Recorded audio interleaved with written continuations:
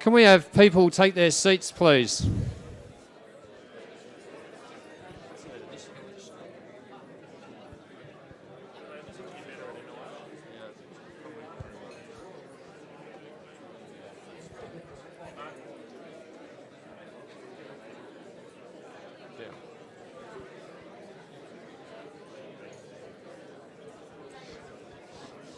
For anyone still out in the foyer or the trade area, we're about to start this next session.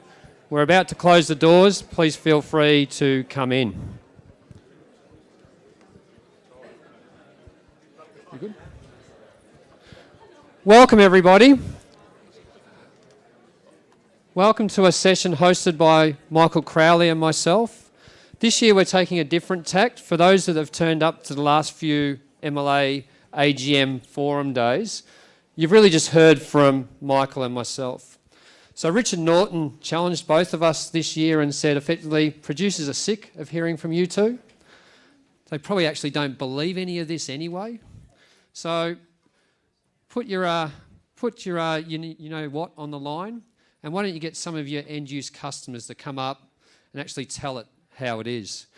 And the scary thing about that is I know this cohort over here have been comparing notes this morning. I actually don't think they're going to follow any script. So who knows what the next 90 minutes is going to look like. Michael and I might be running out the door very fast. So the theme of this session is transformation is coming. So change affects people differently. There's people in this room that will be at the forefront of trying anything new that comes their way.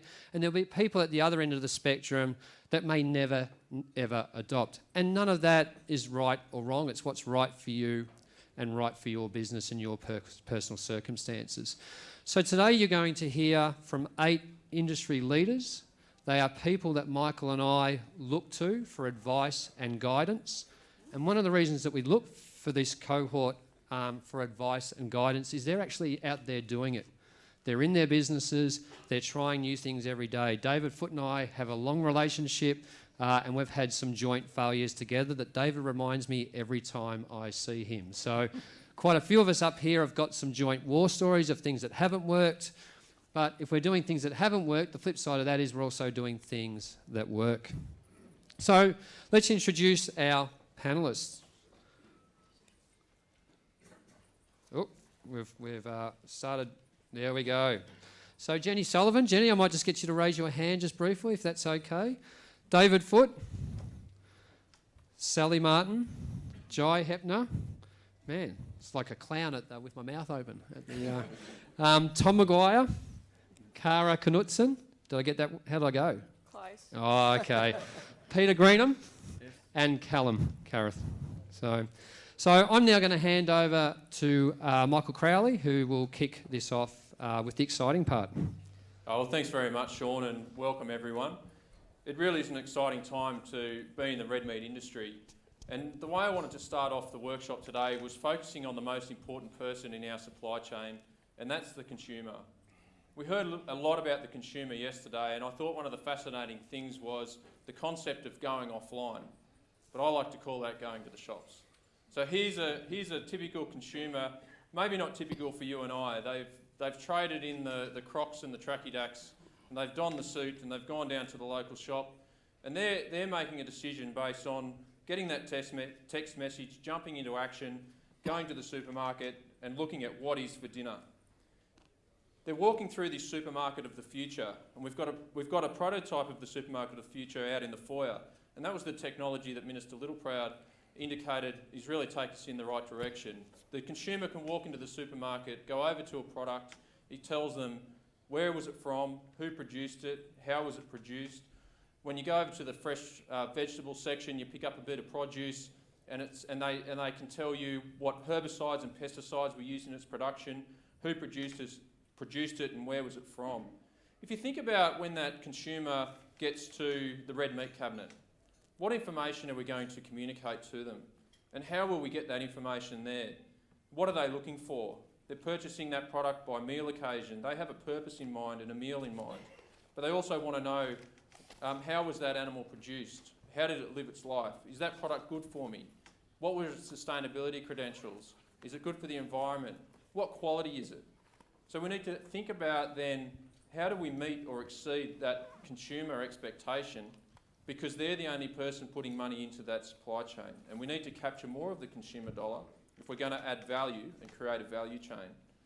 So then we think about, I guess the challenge today is to think about, picture this person like an elite athlete, and that's our industry, but we're constrained.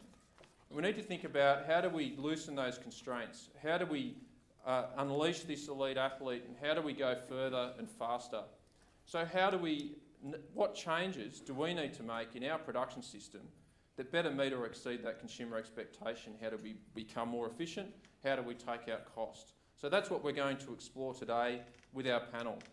So Sean and I are going to take you through, with our panellists, these key theme areas that are really key purchase drivers for our customers and ultimately the consumer, as well as looking at the technology and efficiencies that we can pick up with various investments that are going to underpin achieving those goals. And later on today, you'll hear about, from the sustainability session, more information about the sustainability frameworks that are being developed and implemented, as well as the carbon neutral by 2030 initiatives. So we'll start off today. I'll hand back to Sean to get into the autonomous solutions area. Thanks, Sean. Thank you, Michael. So our first topic is autonomous solutions. This can be drones, it can be any way of collecting data. So Michael's given you an example of Supermarket of the Future, that information that some consumers are seeking, that is all data driven. How do we get more and more data out of our supply chains in front of that consumer so they keep trusting our product and trusting our businesses? And the first video I'm going to show you is an award that David Foote's company was recognised with 12 months ago. Work very closely with our partners in MLA on a wide range of projects. Australian Cattle and Beef Holdings and Australian Country Choice are starting to be at the cutting edge of the beef industry in Australia. It's paramount for us to ensure that the highest standards of animal welfare are always maintained. We're having a lot more success now of doing that consistently using data and technology. Starting to look at drones to measure not only the quality of the grass but also the quantity, and then we make livestock decisions and movements based on that. A lot of the data that we've started collecting early on in the piece for ACBH was animal-based. So we were recording the live weight of each animal, how many teeth they had.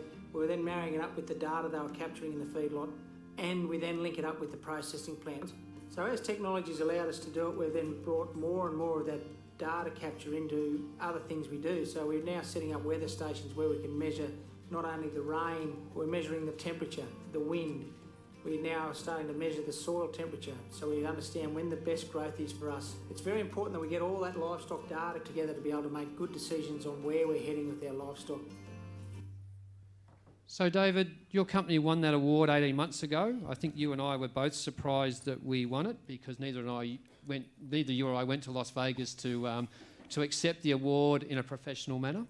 We sent our team, but to be fair, it's our team that put the effort in, so that's why they should have gone.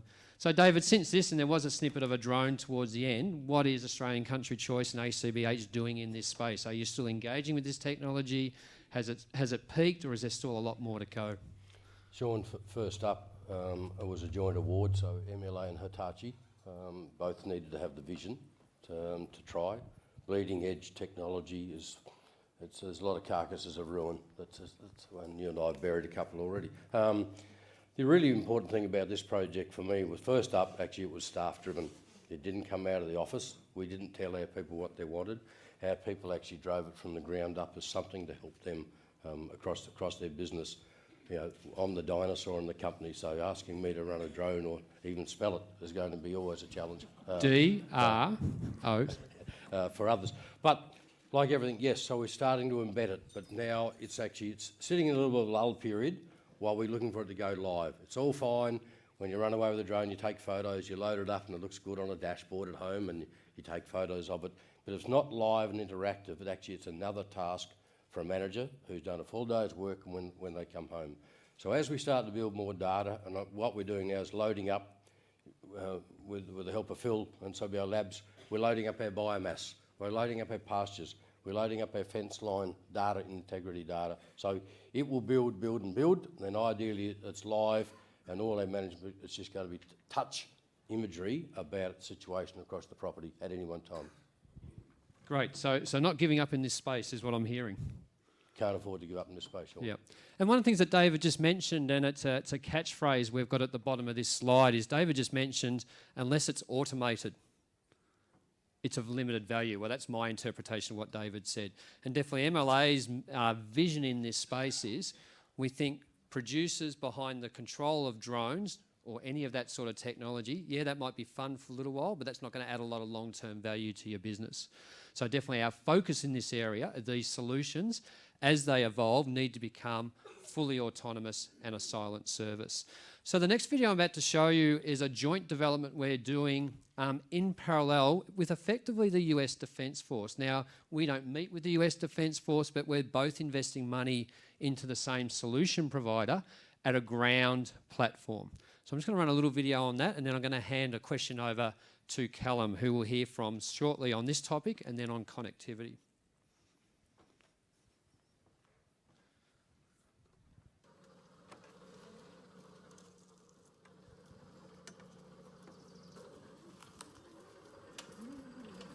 This will be in Australia in about February or March next year.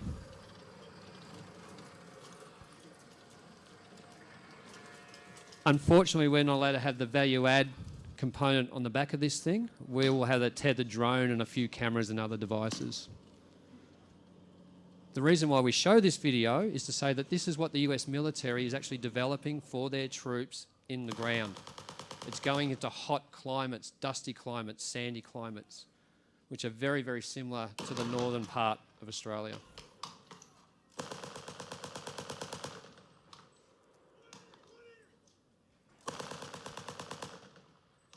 So the producer advisory group that advises us on how to develop and evolve and what to deploy this for is made up of 8 northern pastoral companies, and they've given us a list of about 15 activities that if we could, and here's the key, make this fully autonomous, that would be a value add to them.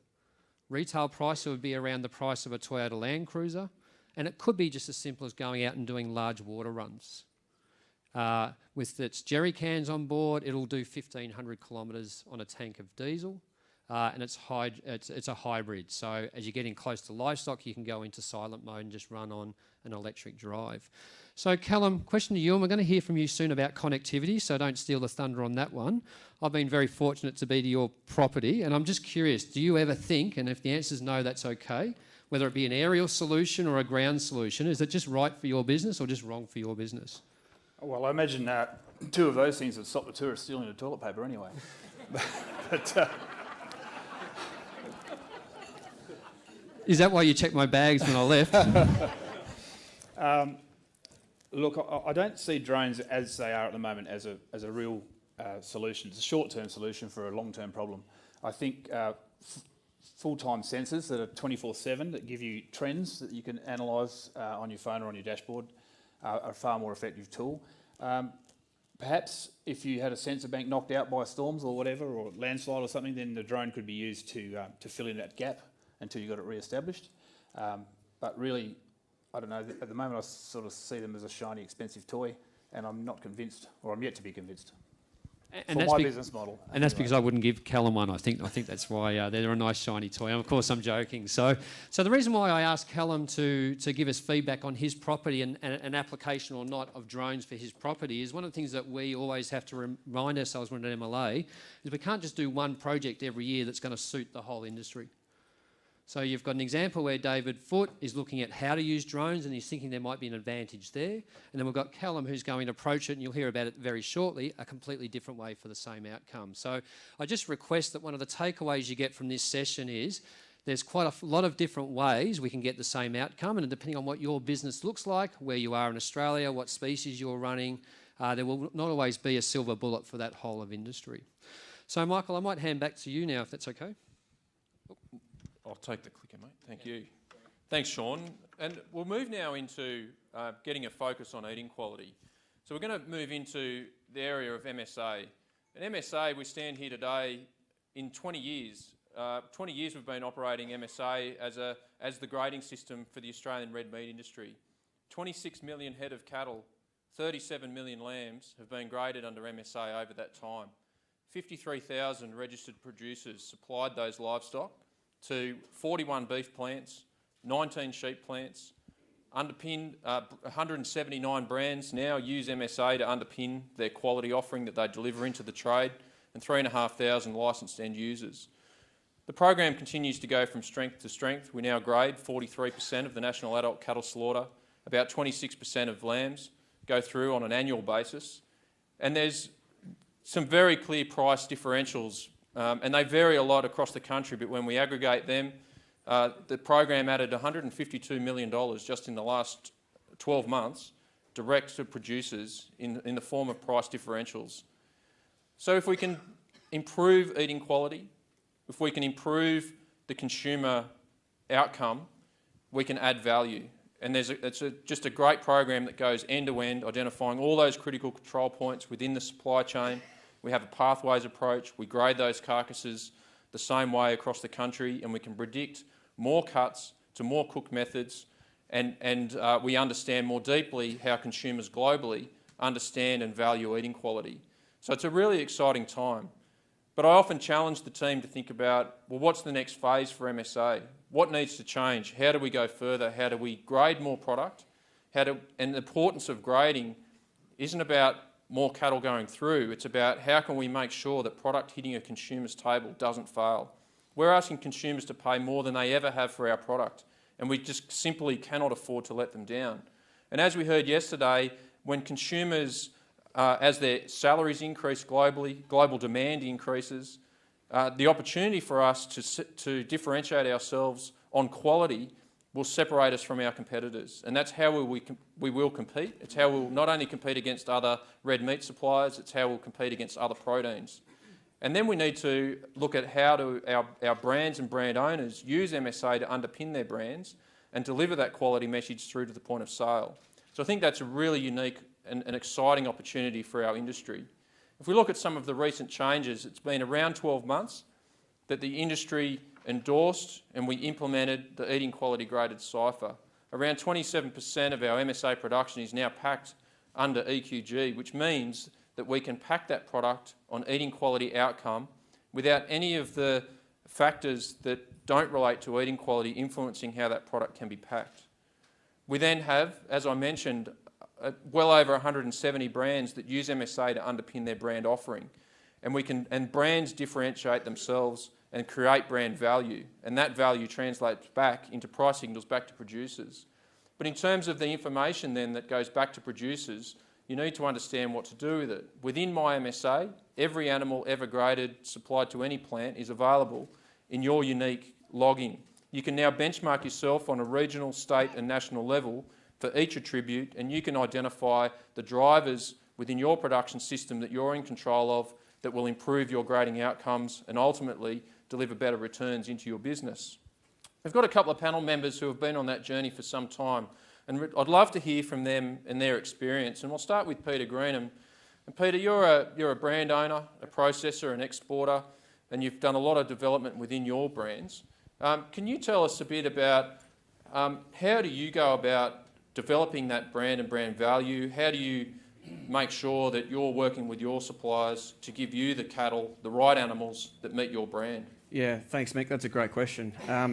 Look, we back 11 years ago, we sort of saw a bit of a niche in the market for a high-quality grass-fed product, and that was consumer-driven and restaurant-driven.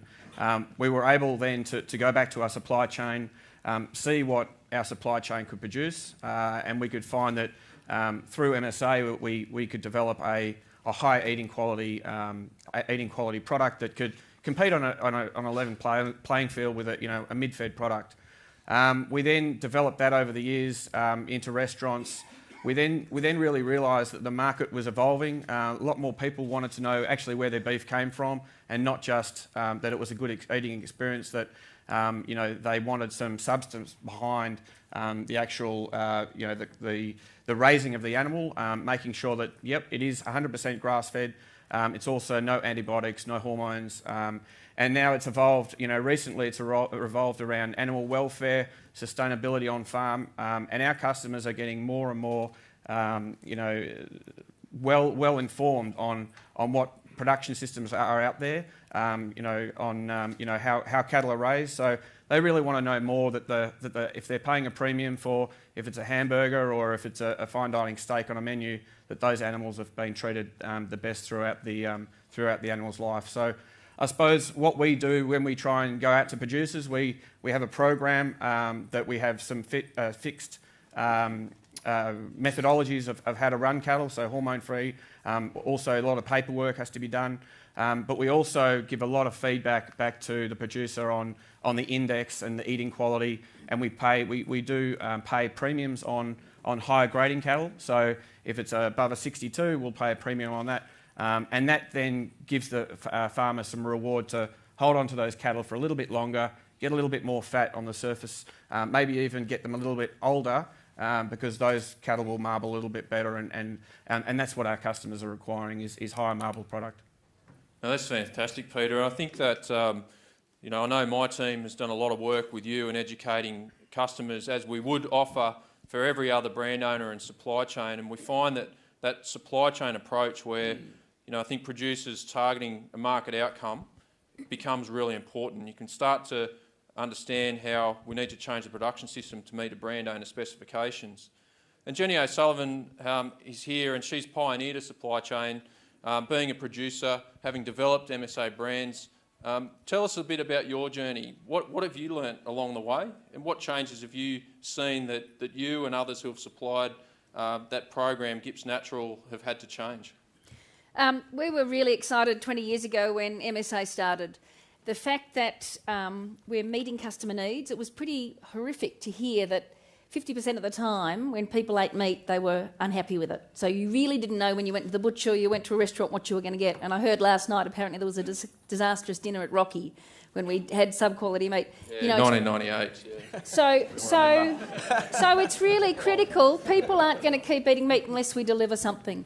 But we were excited as producers that there was an opportunity for us to get extra value. If we're producing a good product, we could get paid for it, and also to get feedback when we weren't, because that's how we improve. So we developed Gippsland Natural Beef, but it was really quite confronting, because when animals didn't grade, we learnt what these guys see is you actually can't sell it, and the value of that decreases significantly. And so we really wanted to see, well, why aren't they grading? So we linked up with the Department of Ag, and actually every time we'd have bodies going through not grading, we'd go back and investigate on farm what was happening. And there were some really interesting messages. So, for example, we learned a lot about glycogen and pH and dark cutting and the impact that has on meat quality. And in reality, its nutrition is so critical. So how we feed those animals, one, over their lifetime, but really critically that last 6 weeks. And a lot of our farmers thought they were pretty good at assessing feed, but in reality, when they didn't grade, they got it wrong. So, for example, there wasn't possibly as much pasture as they thought, or the feed quality wasn't as good, so the pasture species that were there. So we could get direct feedback to them about what's happening. Genetics had an impact, so we had some people send some lines in, 2 different bulls, all of the calves from one bull didn't grade because they were stressed. Animal health, you might have 2 animals that didn't perform, they were the animals when they were young that were sick, 9, 12 months ago. So all those things had a big impact. But the whole supply chain, what was wonderful, we started off, we're getting 18% not complying. We did all this research and tried to improve. They went into Radfords, which was the MSA abattoir we were working with, and the period of electrostimulation, if they fine-tuned that a bit, we started getting 8% non-compliance. So the wonderful thing about MSA, it's about everybody in the supply chain making sure that we get the top quality product, because if any of them are flawed, we're going to have an inferior product. So it's been wonderful. Thanks very much for that, Jenny and Peter. And, the program continues to evolve, and over time things have changed, but always those changes have been underpinned by science. We always use the consumer.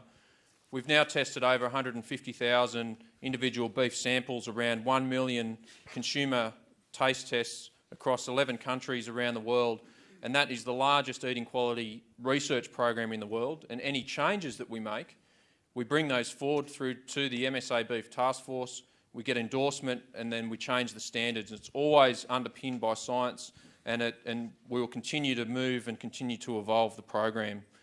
Sean, I'll hand back to you now, and as we transition from collecting that data, we need to be able to do more with it, and connectivity is really going to be important for for how we get more value out of our available information. It definitely is, Michael. So I'm going to hand back over through this session once again back to Callum and David Foote. We know connectivity for a large number of Australian producers is just not acceptable for your businesses to prosper, even in their current form, never mind as you want to collect and deal with more data.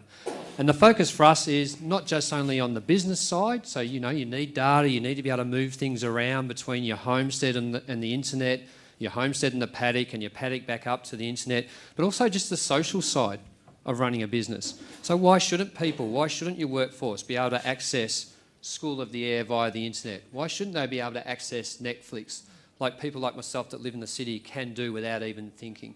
So definitely for us, connectivity, it's not just about that financial side of business, it's also about that social side of business. So I'm about to play a video now of Callum, who someone else has branded an expert in this space, and I'd have to agree with that. And he's done it with a company called Origo Farm, Annie Brox, who's in the audience. So let's play that video now.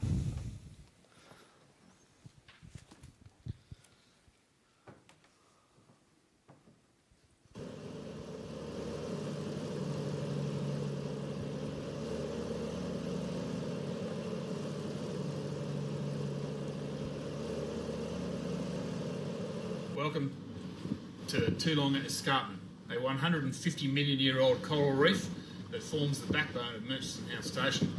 Like a lot of Australia's rangeland country, it's beautiful, but it's rugged and it's punishing on the men, women and machines that manage it. The whole of farm monitoring system that we're working on with Origo Farms aims to significantly reduce the time and costs associated with that management. The initial phase, phase 1, is a water monitoring system. It will control all tanks with flow meters and level switches.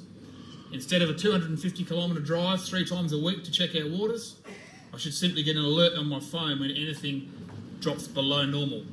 Even in its first phase, the vehicle maintenance savings I think will be significant. That's without even including the fact that we can target our staff's work instead of sending them off on a Sunday drive to just check out what's going on. The future is here, and well, we're making it happen right now.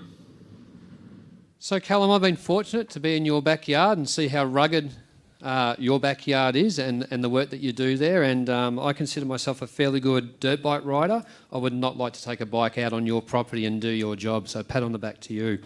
And I guess my 2 questions to you is, what was the final straw where you said we just have to do something different? And if you can then also share with us aspirationally, where do you think this will be in the next couple of years for you as a business and the changes it'll make? The final straw, that's a hard one. We were languishing for a long time, like most of you I'm sure, on the Sky Cluster system that Telstra offers as a replacement for NBN, which basically meant that if my son hooked up with his mates online and spent an afternoon gaming, then we couldn't download emails anymore. And Dave was telling me they had to change their company logo because it took too long to upload. So, I think it was, 75 gigs a month for $100. It really wasn't acceptable. So I'd been looking for a solution for a while, and I saw an article in the Farm Weekly and contacted Annie Brox of Origo Farms. She'd already installed a realistic option for internet connectivity to a farm in Minginoo. And after discussions on the phone, I didn't even shop around. I just said, that sounds great. And the price was very reasonable. So I said, let's get up here, let's do it. We installed a node at a friend's house in town and a tower on our hill nearby on what we call the jump up, the one you saw in the photo. That beams the signal back to our homestead tanks and then down to the homestead in the hollow. And we have, the proper 100 gig speeds and unlimited download that a business really needs. It turns out we're using about 500 gigs of data a month as a business, rather than the 75 that we were offered from the NBN. So once we made that decision, we then started talking with Annie about her water monitoring system, and it's much more involved than that. With the grains industry, she's doing soil monitoring and growth monitoring and all sorts of stuff. But we sort of had a brainstorming session, and I was very wary of this because I've heard a lot of promises in ag tech, but I haven't seen much delivered. But after talking about it and realising just what could be possible, We partnered with MLA and Origo to put in a whole-of-farm connectivity system, and so far it's up and running, and it's delivering real results. The future, well, I haven't got time to go into that, but I'll talk more about it in the digital forum on Friday. Excellent. Thanks, Callum. So I think one of the striking things there, and we're seeing it with a few other producers we're engaging with in this topic, is the 500 gigabytes a month of data is about what you need to run these sorts of businesses. And our current mainstream telcos are offering a hell of a lot less than that. So as an industry, we've definitely got to support our producers who need this service to get on and do it. David Foote, you and I have had some interesting discussions on this topic, and just to bait you and stir you up, I know you don't need it, I'm going to play a video. And Callum mentioned about the hype that's out there on some of this technology, and some of it is happening. We're running a 2-day program this week, at this week, called From the Hype to the Happening, to try and demonstrate what is happening. And I think this video is something that I think might be a bit more hype than happening. So I thought I'd throw this up, bait David, and then ask him a question about it. A dairy cow that talks to farmers. What kind of sorcery is that? It's not the magic wand kind. It's the RFID collar and Internet of Things kind we created with Chidley Dairy. So every cow can let farmers know how she feels and what she needs to be healthier. All with a simple text. Ta-da! Magic can't make digital transformation happen, but we can. That's the power of VMware, part of Dell Technologies. Ta-da! I tell you what, for the last 6 months, I've had a whole lot of bump as we've been installing stuff. I can assure you of that. So now, don't get me wrong. I think these videos are great for an aspirational. You know, we've got to have forward-looking concepts and videos like that. And David, I'll let you also talk about what you've been doing around connectivity for your business. But also, if we could get any of this technology to be commercially viable, what would be the 5 things you'd like to know in your business, whether that be around livestock, feedlots, or processing? So let's back up first, please, Sean. You've given me, I've got 35 seconds, 29 of complaints and 1 of opportunity. The connectivity that we have been offered across the bush is typical of what we call bush resilience. We put up with it. We get on with what we've got, and we don't make enough noise about what we haven't got. The massive amount of R&D that's being done and being laid out for us, and you're seeing it here over the last 2 days, we can't apply it in 90% of situations. It's not enough. We're wasting our efforts if we can't apply the innovations that we're developing and designing. So when we do go around May next year to make a difference, let's put connectivity on the top of our lists. I've got an operation that is really remote. It's 120k west of Toowoomba. So 2 hours from a major capital city. It has 0 connectivity, but I can have it for $264,000 a year if I can get the bloke who owns the biggest tower 15k away to let me rent a space off it. It is not acceptable. Just Netflix, think about how fast you've got to keep up. When national broadband was developed and designed, Netflix hadn't been. Today it consumes 93% of the bandwidth of the NBN. There's something else out there being designed now that's going to take up probably the last 7. So all I'm saying is, there's everything, connectivity with us, everything. Virtual fencing, all the stuff the bloke up there said is real. It's available, but it's pointless unless we have affordable connectivity. Think about what virtual fencing means to you. Less staff, mustering easy, bring them a K closer every day over 3 days, walk them away at the same pace, work out when they join, work out when they're calved. It's all going to be there without having to travel across every square K of your land. It is the way of the future, but there's nobody up there thinking about us at the moment to give us that connectivity. So that's my plea. Sorry, Sean. Perfect. And if you can measure anything, is it those things like those, when I say measure, is it those things like those walkover weighing, the virtual fencing, are they the... Absolutely. It's fence line integrity, yep. Water use, the pasture biomass mapping. To be able to do a pasture budget. Now, context of New Zealand, Meadowlark March this year, they do a pasture budget by scanning every paddock every Friday afternoon. They stock it for the week, they do it again the next Friday, they worked out whether they're under or over budget on their pasture to utilise the grass that they've grown, fertilise. That's the exciting opportunity that's out there, but you can't do it with a Cooper's notebook anymore. Thank you, David. So, Michael Crowley, I'm going to hand back to you now and let's get into our objective measurement theme. Yeah, thanks, Sean. And I think this is a pretty exciting area as well. And I'm going to focus on the objective measures where we're looking at eating quality. We're going to look at this through a few different lenses. I'm looking at this, can we predict animal performance on farm? Can we improve precision in plant? Can we measure things that we can't see? If we go back to the on-farm section, we think about what really drives improvement in compliance, or the biggest issue around compliance is high pH dark cutters that are costing the industry a lot of money. If we can improve MSA compliance by 1%, that's an additional $16 million back to producers, just in the price difference in a discount for your non-compliance. So we did some work where we looked at this thermal imaging technology, which is the image on the left, where we had temperature, flight speed, heart rate, respiration rate measured on farm. We had some animals go on the boat from King Island across to Tasmania, mixed and unmixed. Some went direct to slaughter, some were rested. That was repeated through sale yards. Mixed, unmixed, rested, straight to slaughter. We collected cuts, took that through to consumer sensory, and we have a consumer outcome linked back to the individual measures that we took back on farm. Now, it looks promising. We didn't find a solution in this trial, so we'll do some more work here, but it looks like a combination of measures of temperature and flight speed, and if we had heart rate, we could predict animals that are going to cut dark before we consign them.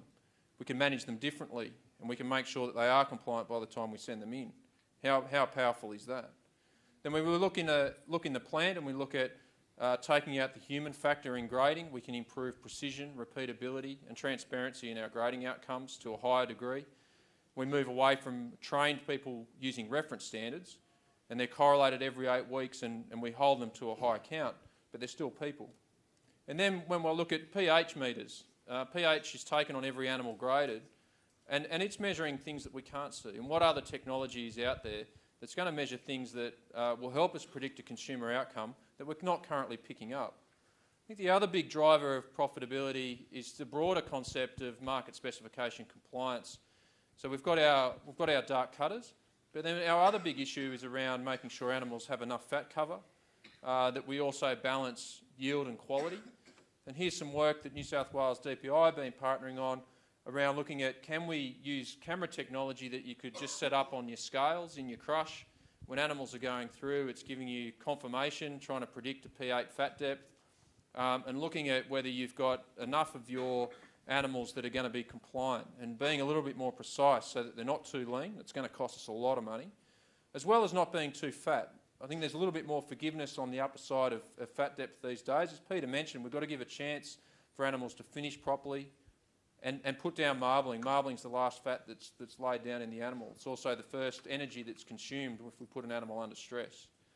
So if we think about those technologies and the roles of those technologies, it's been pretty interesting to hear from a few of our panellists about what we think the value add is of investing in those technologies. So I just wanted to start with Jenny, and I guess, Jenny, we measure, you must measure a fair bit of information currently. And what sort of things would you like to measure that we can't currently capture? I guess the top thing as farmers we measure is profit. So we want to see, are we profitable, and we want to look at our costs, and we need to make decisions around that. With Gippsland Natural, if you're supplying a product, we need to know whether we're going to deliver. So something like this on our crush is really exciting, because we can look at the weights, but actually knowing that fat cover. So if we've got 1 or 2 animals that are underdone, we can pull them out and keep them longer and make sure we get paid for what we're producing. If they're overdone, we can find another market. So it's about making sure that we're putting the animals into the right market, which is really important. There's some other tools that have come up lately that have been really valuable for us. So there's a new product, Ram Select, that's come out from Sheep CRC. And we can actually, even though we're only a commercial flock, we can actually look at what is our genetic potential of our ram team and how do we compare with the industry average. We can map that, and at the moment within sheep we're only actually getting paid really on those carcass traits, but it's very exciting that eating quality is in there now. So we can actually go to ram teams when we're buying them.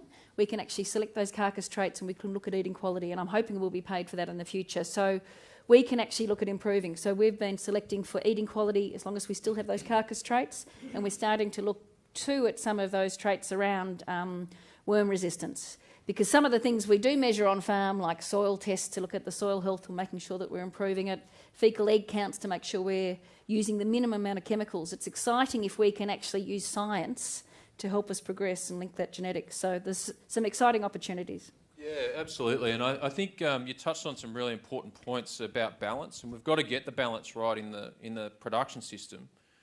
And I guess, Peter, when you're looking at objective measurement technologies in the plant, what do you need to see that's going to be a compelling reason for you to invest, and what would be the value add for your business of using objective technologies? Yeah, well, look, we're always looking for the gold standard of measuring any trait on plant, whether it weight or marbling or anything like that. So, unfortunately, we're not allowed to be using Janine Lau for all of our quality traits. She is considered the gold standard at the moment, who works for MLA. But it's exciting to see that now there are new opportunities and new some processes out there, and now developing. There are technologies out there that are coming into Australia, and we're starting to be able to use them on a commercial basis. Up until now, I haven't found a commercial tool which can take out all of that on plant. The people side of things, where they might be having a it's not just within plants, it's also between plants and between companies. There may be some areas where it may be not the same, but it's over time. Once we start getting all this feedback back to the producer, not just on an individual consignment basis, but over the years, we're going to need the most accurate results that we can see, because if farmers are going to invest in genetics and things to improve their carcass traits, they're going to want to have the most accurate results that the plants can use. So I think once it becomes commercial and once there are tools there for us to use on a cost basis, we'll definitely be using them. And yeah, we're definitely one that wants to see OM come into carcass traits. Oh, look, that's fantastic, Peter. It's great to hear that you're seeing the value add in terms of giving the feedback back to your suppliers so that they can make better decisions with that information. And ultimately, if we're doing a better job on farm, we're adding value then through the supply chain. Look, we're investing in objective measurement and eating quality. We've got a lot of other investments in the space of objective measurement. Sean, can you take us through some of those other investment areas? Will do. Thank you, Michael. So one of the things that MLA prides itself on is our thought process around how do you look for new ideas and leverage new ideas from other industries. So if another industry's got a development to market, you're a lot better off to try and grab that, tweak it for our industry than to start from scratch. And the sort of technology we're looking at will cover this really. We're looking at all different sorts of objective measurements around that wheel diagram. But the three that Michael's team and my team and industry are really heavily focused on at the moment is really what we call our objective measurement trifecta. So that's eating quality, animal health, and lean meat yield. And where we can, to measure that at all along the way through the supply chain. So from live animal to feedlot, if you're going into a feedlot, into processing, and even into value adding and ready retail meals, so we can give consumers more information about what they're likely to purchase. So two areas that or really three areas that we have leveraged from in the past. So the first was the medical sector, which is where we've taken that DEXA know-how from, and you've heard a lot about that. The other two areas, and I'll play a video on one today, and you'll hear about another one at our breakfast session on Friday morning. But another area is the equine health area, and we'll play a video on that very soon. And the third is aviation security sector. So that technology that keeps us safe when we're in the sky. So we're not going to play a video on that one today. You'll hear from the CTO of that company on Friday morning as our keynote speaker. So this video is from the equine industry.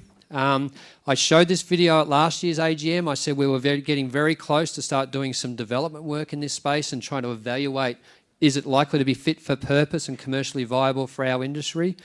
We've now got a contract running in the program with this developer. We've done sufficient scanning to know that the images are absolutely brilliant and a value add for our industry. Now what we're going through is, as we build the first system, how do we get it into a processing plant and or a feedlot, and is there a value proposition around it?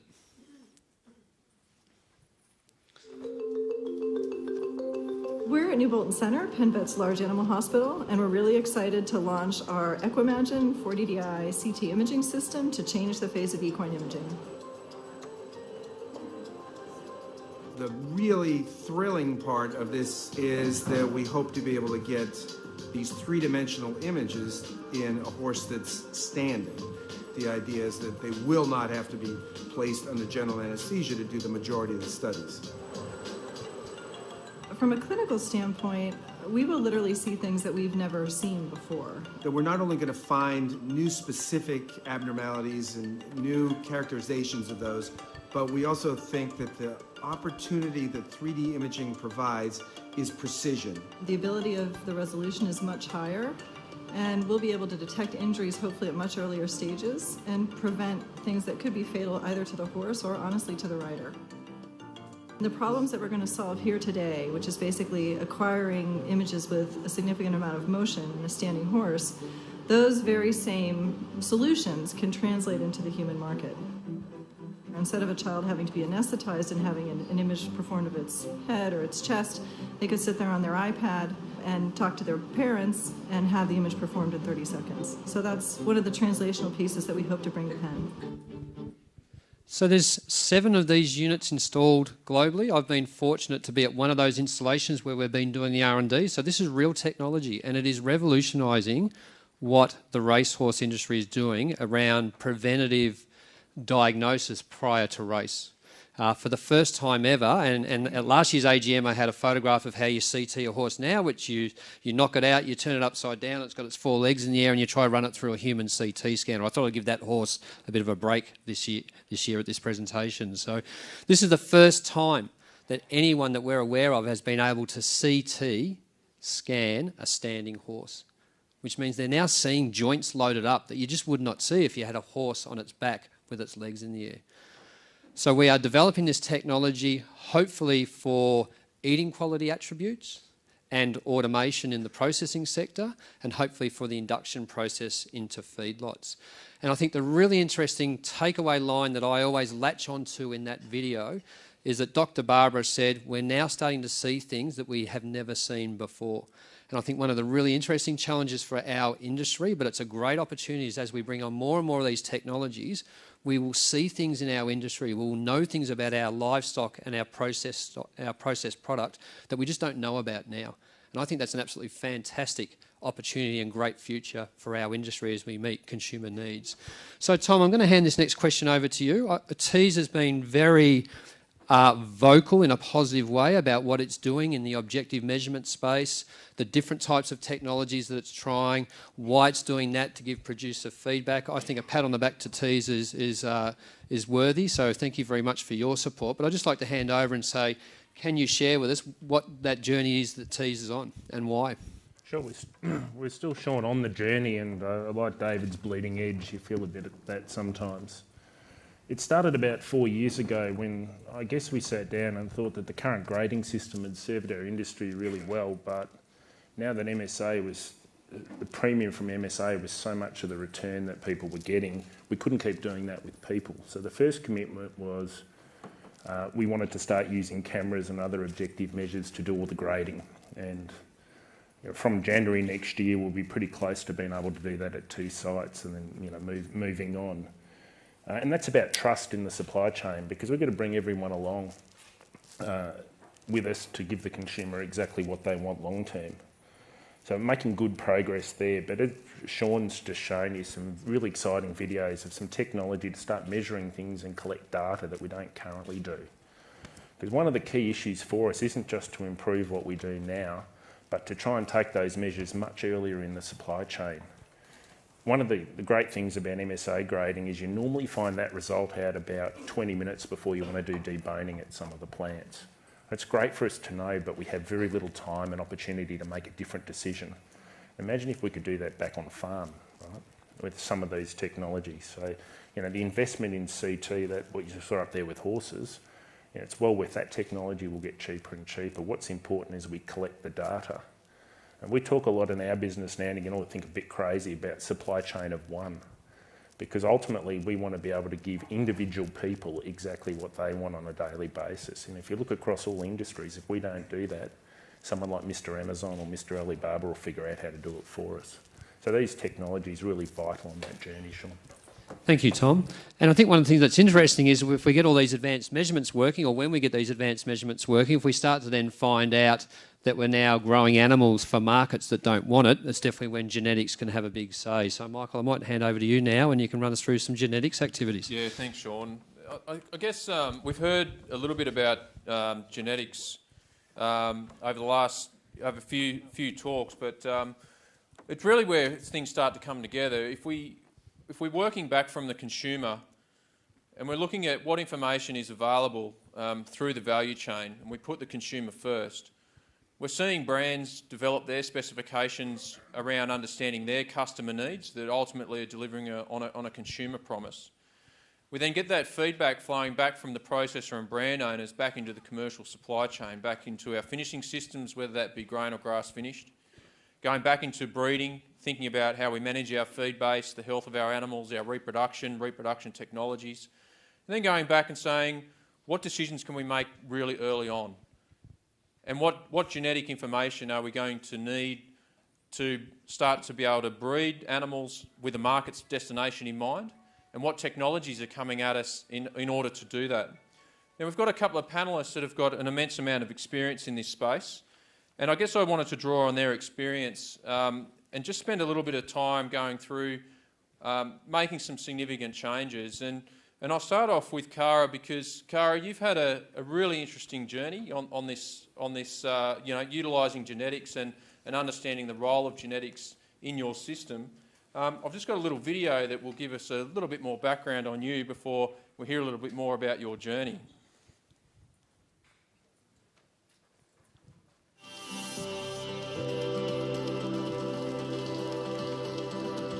Genetics is something that every generation we can improve it, we can make it better than the last one, and that's what we're trying. It's just now about using new technologies. We're really excited where genomics might be able to take us. Multi-breed EBVs can really probably take us to the next level as well, so we can compare across different breeds. And again, with our body condition score, being able to measure that quickly rather than just by eye and driving around the paddock, because I think that's where we're losing a lot of production and therefore fertility.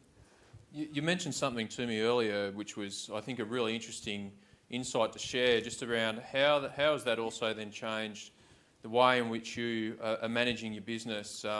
You mentioned that you're not having to run as many females now, and that's created opportunities for diversification in your business. Do you want to tell us a little bit more about that? Yeah, so we, because our breeders are producing more all the time, because we are getting better at it, then we've probably cut our breeders back, and we have a trading operation as well. So that allows us to, access different markets, and it's about driving the profit in the business. So while our breeding operation is very important, if you've got it running efficiently, we've been able to do trading for the last 4 or 5, 6 years, long time. No, that's fantastic. What a journey, and well done. It's just a great example of what can be done by putting it all together, because no doubt there's no one silver bullet. And I guess when we look at how we need to operate, having that whole farm system approach, and we then have the opportunity to create a value chain if we've got that, those very clear breeding objectives and understanding how we're managing the whole system. I'll move on now to talk to Sally Martin. And Sally, I think it's pretty remarkable what you've done as well. We've heard a lot about new technologies in genetics, and genomics is a big, a really important one. We're looking to ramp up volume and decrease costs to increase uptake. But I think it's really important to understand what's the role of genomics, why are we using that, and why is that important? And for those who don't know Sally, and Sally, you can tell us more about this, but Sally went out with a producer group, and they pulled funds to fund a research program over a period of 3 years to put their own money on the line to develop a program that really investigates that question. What's the role of genomics? And Sally, I'd love to hear about your journey with your Merino Link group and the Merino Link team. For those partners, and what did you set out to achieve? Why did you do that? And what have you discovered along the way? Okay, I had a conversation. So this all started from a quick phone call that MLA were putting out the Fast Track program. So we thought we might get cheaper genetics, genomic testing.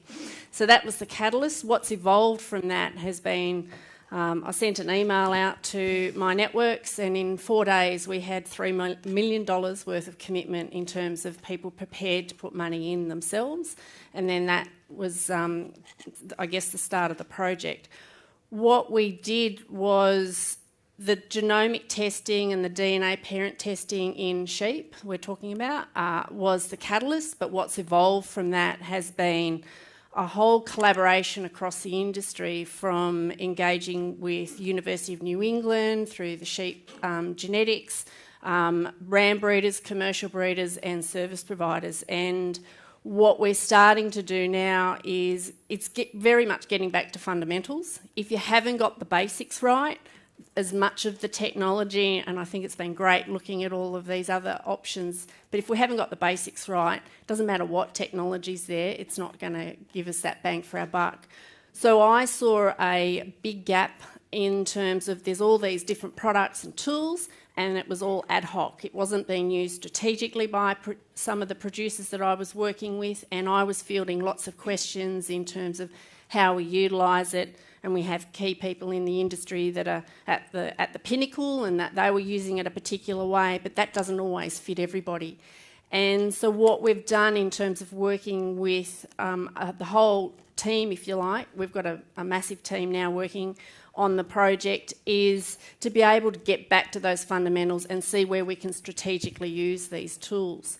So it needs to be cost effective, and it needs to give us our bang for our buck. And the key thing also is farmers working with farmers. So we're actually developing networks that will continue on. So this is working with growers that are starting out in the industry through to growers who, as I said, are at the pinnacle, and everyone in between. So it's quite a diverse group, but also incorporating their commercial breeders. And it was interesting, Jenny mentioned the Ram Select app. How we utilise that, how we track our rams, how we check our genetics and benchmark. So, and that's been a big fundamental part of it. No, that's brilliant, Sally. And I think you've touched on quite a few really important concepts when we're looking at not only investing in R&D, but how do we drive adoption, and how do we, get engagement through, making sure we don't leave any R&D on the table. And I think engaging with producers early on sounded like that would have, so many more benefits. And, I guess you're really bringing that research to life and testing it and road testing it as we, try and scale up in that space. Yeah, sorry, can I add one? Yeah. The other thing to add is it's all about capacity building. So it's transferring that knowledge. So it's not just about the farmers learning, it's also engaging, say, and I'll use the sheep genetics staff and the UNE staff, so they actually understand how we can actually implement this technology on farm. And we're all in different environments. We've all got different breeding objectives. So not one size will fit all. So it's actually about helping people to tailor utilising a lot of those tools in their situation so they can make those productivity gains and have sustainable businesses for the future. Yeah, that's great. Thanks, Sally. And I guess, Jenny, just to take a little bit of a step back and think about, I guess you've had a significant involvement in setting R&D priorities within the producer committees around the country and through SALRAC, bringing those priorities forward. Having a bit of a think about the future, what are going to be those big priorities for us to address in the on-farm sector? And from your experience, how do we make sure that we do drive adoption of those R&D outcomes? It's interesting with the committees. The Northern have got their committees, and now in the South and the West we have that as well. And really one of the things we see, Australia's the most variable climate in the world, and with climate change over the top of that we're getting more extremes, and I think as farmers we know that, we're living the challenge. So one of the big opportunities is about growing feed, whatever the moisture or temperature that we can actually produce there, and that we actually match our livestock system to utilise that efficiently. So their whole supply chain. Now, we see amazing producers doing great jobs in every state, and we still see some poorly managed pastures and some pretty poor quality genetics. So there's still significant opportunities to improve there. And on the adoption, and I guess those guys that haven't perhaps engaged, I think the example that you had, and again I was talking to Peter Parnell yesterday, if you look at what the Angus Society's achieved over the last 20 years, it's pretty phenomenal.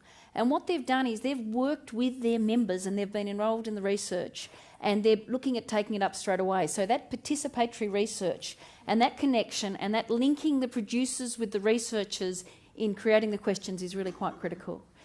The industry systems that we've been talking about here and the value chain for our international markets is critical. And so, you know, when we talk to people from China, we've got an agri-tourism business and we get people come to our farm. The thing that they're concerned about is food safety, the food integrity and the traceability. Now, we've got a terrific system, but we still have people that perhaps fail that. And it's so important that we lift the bar and those people are engaged because this is critical for our success. And these consumer concerns and the environment, we used to always think it was the greenies driving this debate around carbon, but I was at a workshop last week and I was told that the Commonwealth Bank was sued in 2017 for not disclosing on their climate risks, and they now have a climate policy from that, that they are looking at putting their investments into areas that are reducing emissions intensity, and they're also looking at working towards zero emissions by 2050. So I must admit, I thought Richard Norton was a little bit mad when he announced the Carbon 30 program, because I thought, even though in our group we've got a producer that actually is carbon neutral, Bob Davies, done amazing things, but particularly with the soil, rainfall's really critical for improving and fixing carbon, and I was a bit concerned in these dry areas and with our droughts you could do it. But actually connecting to some of the researchers and hearing what's happening, certainly with genetics, feed conversion efficiency, we're getting animals that actually don't waste as much methane and they're ones that grow better. But I talked to Ed Chalmley, who's in CSIRO up in the north, and there's this fantastic product that's been developed in Switzerland. They called it a vaccine, but it's actually a feed. And he said it actually sort of absorbs the methane and it's gone. And there is the potential we could have a zero-emission cow working with genetics and feeding. I didn't think it was possible. And it's only if we invest in research that we're going to find that, and we have to look at what's the impact on the gut health of the animal, and that's where this research is really important.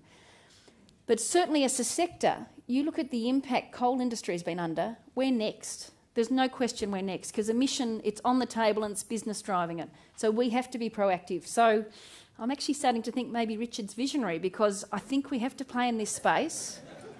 I think we have to play in this space, and it will make such a difference for how we position ourselves globally. Brazil is doing it, other countries are doing it, so very, very important. But we've got to have good research, development, and we've got to bring the farmers with us.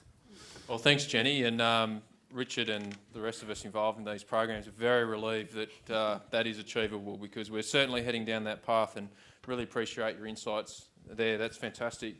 Look, Sean, I'm going to hand back to you now just to change the tone a little bit on some efficiency and value-adding opportunities that we've got. Thanks, Michael. But just before I do that, most of you know if I have a thought, I can't keep it to myself. And I've just had one which concerns me, which is Jenny's just said she thinks Richard Norton's a visionary and he's resigned, which is now a concern for me. So, yeah, hopefully he's a visionary, but in the positive way. So, and the resignation is not a vision that he's got. So thank you. You heard from Jenny when she was talking about MSA. One of the statements that she made is MSA has to work and can only work if the whole supply chain gets involved in that program. And for me, our industry's long-term sustainability and viability is exactly the same. We cannot keep having the producer-processor bashing matches. Processors and producers need to work together, invest together to make sure the whole supply chain remains as efficient as we possibly can to beat our competing countries that we're competing against. So let's have a look at some of the work that's happening in making the processing sector more efficient than it already is. So as a rough sort of breakdown of cost of doing a business and where that return comes from, roughly 78% of the cost of doing business as a processor is buying livestock. Now, obviously, a solution to reducing processor costs is not to drive down that price, because that doesn't help the whole supply chain. Where does 78% of that cost of doing business, where do you get the income from that? It's centre of plate steaks, centre of plate meals. How do you get that livestock onto that centre of plate meals? You've got to dissect that animal. And if you do not get those dissecting lines absolutely millimetre perfect, that value that could be in that 63%, that meat ends up in trimmings. And we have got good evidence of $50 a kilo being cut on the wrong side and ending up in $5 or $2 trim. So the more we can work with the processing sector to make sure that that primal centre of plate meat ends up on centre of plate, the better. So the video I'm about to run, some of you would have seen a video like this. This is the latest video from JBS, is what we are doing with the processing sector in that space around lamb automation to do exactly this job, is to make sure that 78% of the cost of doing business ends up as more than 63% of income on centre of plate.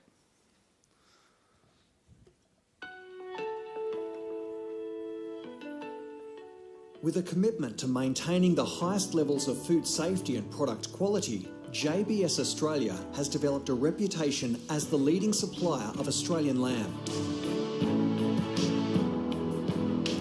Our Brooklyn facility houses a robotic lamb processing system that leads the industry in lamb production.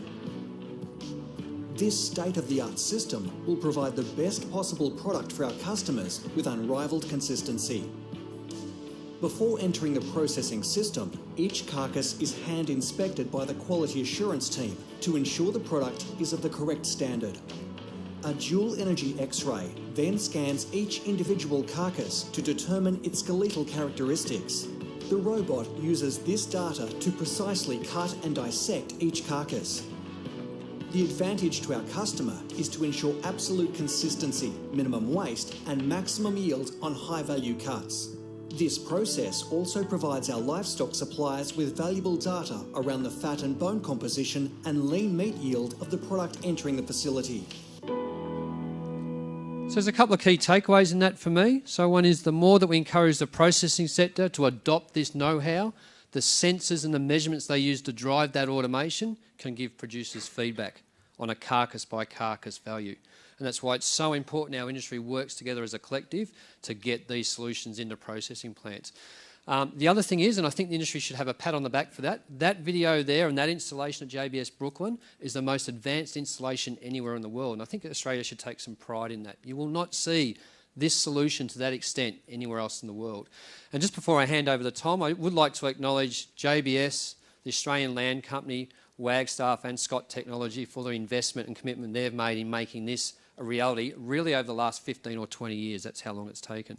So Tom, we've seen what's happening in lamb processing. Is it possible in beef? Absolutely. I think we've had for 15 years the attitude if you can produce us a uniform cow, we'll get on with automation. But the DEXA technology and CT eventually gets rid of that problem, and that's a stay in business thing for us in the next 20 years. You've seen we're a high cost manufacturer of beef and lamb, also the largest manufacturing industry now. Now, if we're going to stay in business, we've got to do that. And it's not about reducing people, it's about getting rid of dangerous jobs in facilities where you've exposed people to bandsaws and other systems. And it's about yield, as Sean's mentioned. We can do a much better job of giving our customer exactly what they want through automation. So we're going to kick that off in beef. We're grateful JBS has done all the heavy lifting in lamb, so hopefully we can learn a lot from them and be a bit further back from that bleeding edge than we might be, but you'll see a fair bit of work on that in the next 12, 18 months. Great, thanks Tom. And then the final topic from me before I hand back over to Michael Crowley is if you just look at the right-hand side of that diagram, I'm just going to blow that up in the next slide. So remember that 78% of the cost of doing business for a processor, you try to get 63% of that return on centre of plate. Look at that 21%. It's the non-centre of plate cuts that come off that carcass that typically end up in manufacturing meat or hamburger patties. And the reason why I've laboured that point is I'm sure most of you in this room have heard about lab-grown meat, fake meat, vegetable meat, whatever you want to call it. Now, we can bury our head in the sand and say consumers aren't going to eat it and it's going to be highly processed. Whether we like it or not, it's going to be part of the future that we all live in. The part of our industry that's going to be most heavily affected as that gets more and more traction and finds its own natural balance on the supermarket chain is where they will hit us first, is that 21%. They do not have the capability yet and they are a long way off centre of plate. What we need to focus on as an industry is alternative uses for our non-centre of plate cuts. I'm going to play a video now, and then I'm going to hand over to Jai about what his company's doing to help our industry make sure we take some of that 21% away from hamburger mince.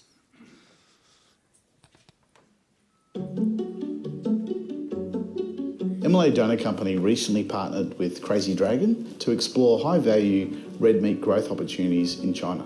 Crazy Dragon produced traditional style dumplings for the Australian market that currently don't contain red meat. One of the most special things about our dumplings, we're using traditional Chinese recipes with our Australian beef and lamb. It's very important that the Chinese consumer knows exactly where the product's coming from, because Australia has the clean, green, safe reputation. Taking a deep dive into insights found food safety and quality concerns in China, and also the growth in the frozen food sector, particularly the entertainment and snacking category. This demonstrated a clear opportunity for frozen food that can demonstrate quality, food safety and provenance. So, Jai, thank you for helping us start the journey of protecting us from some of those other proteins that are coming to market. Just really keen to hear how's it going and how much of that 21% are you going to reduce for us in future products? I'd like to be able to take all of it from all the farmers, and there's probably enough consumers in China. Just quickly, well, firstly I want to say that I'm a bit of a stranger in this room, whereas everybody else has got their story about growing the beef and how you're trying to make it the best beef in the world. These are the stories that I need to tell to the Chinese consumers. Because even though I want to use the trim, and that's the other thing, I went over there and, I've spoke to farmers over here and they say, yeah, we've got all this trim, we're processing it and we're sending our prime cuts to China, but there's nothing's happening in value adding in retail over there. So for me or a pie company or a sausage company to be able to go over there, focus on telling the Australian beef and lamb story, putting it into things like meatballs, dumplings, sausages, and getting it out into that monstrous sector, and even the e-commerce sector like the Tmall Fresh for Alibaba. We could be feeding our Australian trim, value adding it and putting it into enough Chinese mouths that would, potentially, in one day they can eat what the whole of Australia eats in 3 or 4 months. So it's a very exciting thing. So I went over there and I went into a couple of the biggest customers and I said, look, would you guys pay for this? Would you eat this? Because in the market, I've got to thank you guys, MLA Donor Company, for supporting me first to help go over and do the R&D and work out if it's actually going to be a winner. And they said, oh yeah, we're so infatuated with the Australian beef and lamb with the prime cuts already that, you could put it in anything and we'd love to eat it. But if you put it in a dumpling, well, it's ready-made for where our mentality is. And we'd pay up to 30% more for it. But you've got to convince the Chinese consumer that it's not getting switched around and used for dodgy stuff, which comes to the question that you put to me about provenance and traceability. So there's 2 aspects to that, and a part of the support I got from MLA Donor was put towards creating videos. What we do with our retail packets is we put the QR code on it, and so the consumer swipes the QR code and it shoots them straight to a video of the actual farm. We partnered up with Robert McKenzie from Macca's Meats. He's got a beautiful farm in Newcastle. So the consumer can, any other farmer who wants to do value adding and send their meat to China is welcome to come and talk to me. And there's a group of us all working together. I've got Haynes Consulting, Stuart, who's our project management consultant, and he's the one who can help tell your story. So I've got the packet on the shelf. So even in Australia, we sell millions and millions of packets. And on the front of the packet, once people start using this social media technology of swiping their phone over to see it, your farm, your family story, your history could be on that if your meat's in it. So it's a great window into the story of the largely unknown story. Everything I've seen today, including the MSA stuff, you know, this is all brand new to me, and I'm Where have you more than- been? Yeah, well, I'm just a normal consumer when I'm not making dumplings. So one product, can we expect... So the people don't know, so you got to put it out. So you've got there. one product out there for this industry. Is there another 5 on the drawing board? Or is that secret Well, in China men's we're business? doing a couple of beef dumplings and a couple of lamb dumplings, which we're looking to put through some of the bricks and mortar supermarkets as well as e-commerce companies. So Callum's a goat producer. Are we forgetting about Callum and his... I'd have to do a bit of R&D into the goat market, but I don't, So there's a lot of you've goat. heard about MSA. There's goat out there too if you hadn't heard about goat. So I think if you guys could... in Western China, goat's very popular, and I'm sure that we could value add it, do a Great. bit of R&D. So, Jai, thank you for what you've done for this industry, and please keep doing it because we've got these other alternative proteins. They are going to keep coming at us. We can fight it, or we can get ahead of that curve and start to keep working with companies like Jai to say, how do we take some of that 21% and turn that into value-added product? And I just So wanna- please keep it up. Thanks. And I just want to say one more thing. I've just, Haynes and I've just started working with a company called AgLive. I don't know if you guys have heard about them, but they're very good on the DNA technology, on actually making sure that they can go to your farm, take your herd's DNA, so that when my factory in China produces, when the container of meat goes to China, goes to the factory, that they can't do the switcheroo on me. When I get my dumpling, we can DNA test it, and I'll know that beef is actually from Macca's farm. No And one that's wants a very important. dumpling switcheroo, do they? No. That can't be good for anybody. Well, it's so. true. It's very, very, very concerning over there about where the meat comes from. You've got to prove that it's really your Aussie beef. So just as a hand back to Michael Crowley, just to finish off this session here. So on this alternative meat, there are 3 things our industry will be challenged on: animal health and welfare, our environmental credentials, and I've just forgotten the third one. Would you believe it? How about that? The environmental credentials is what you'll hear from the group after us. So that's how that all fits together. No, thanks, Sean. And just to start to bring a few things together, I guess, we've really been on that journey of identifying what are the investments that we're making today that are helping shape the future. And if we continue to put the consumer in clear line of sight, it really is going to add value to our industry. Our research shows that consumers are willing to pay more if they're satisfied. If we give consumers a better than everyday experience, they're prepared to pay more than 50% more for that product than they are for a good everyday. And if we knock their socks off and give them a 5-star, better, really superior eating experience, they'll pay double, up to 3 times the amount of a good everyday experience. So there is money in it. And if we do that well, there are returns for producers. As I mentioned before, just in 2017-18 financial year, there was an additional $152 million returned to producers in price differences for MSA. But as you heard today, we can do a lot better.